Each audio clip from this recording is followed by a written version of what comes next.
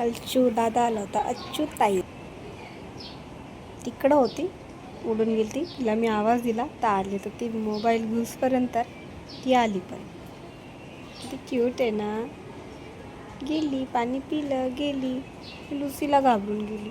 बाबा तू आज जा ना, तिला पाणी प्यायचं. आज जा, आज जा, आज जा, तू जा जा जा. तसं नाही करायचं बेटा, तिला पाणी प्यायचं होतं ना. जा. तू नाही देत, तू काय नाही काल. तुला बघूनच ती येत नाही. असं नाही करायचं बाबा. त्यांच्यासाठी पाणी ठेवलं ना आपण, खाऊ ठेवलं ना त्यांच्यासाठी, तर तू असं केलं. क्यूट होती लच्छूताई. कुठे गेली काय माहिती. तू ना दे तांबीस अग्गाव आहेस तू, अग्गाव. येईल ती थोड्या वेळाने. चल आपण आत जाऊ. तिला तू आवडत नाही, ती तिच्या जीवाला घाबरते. तू तिला काय करशील. असं पण लुसीला आमच्या खाली उतरता पण येत नाही आगावला. पण मुद्दाम टिवल्या बावल्या करते. येडी येडी.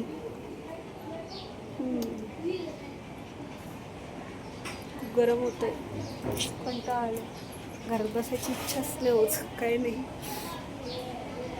तसेच आपलं गरमी. ती आणि आम्ही दोघीच एकमेकींना. पोरं गेली तिकडच्या घरी, मोठ्या घरी ए सी खाली बसली, आणि आम्ही दोघी अशाच बसलो गरमीत बाहेर. थोडं ऊन कमी झालं की जाऊ आतमध्ये बसू. काय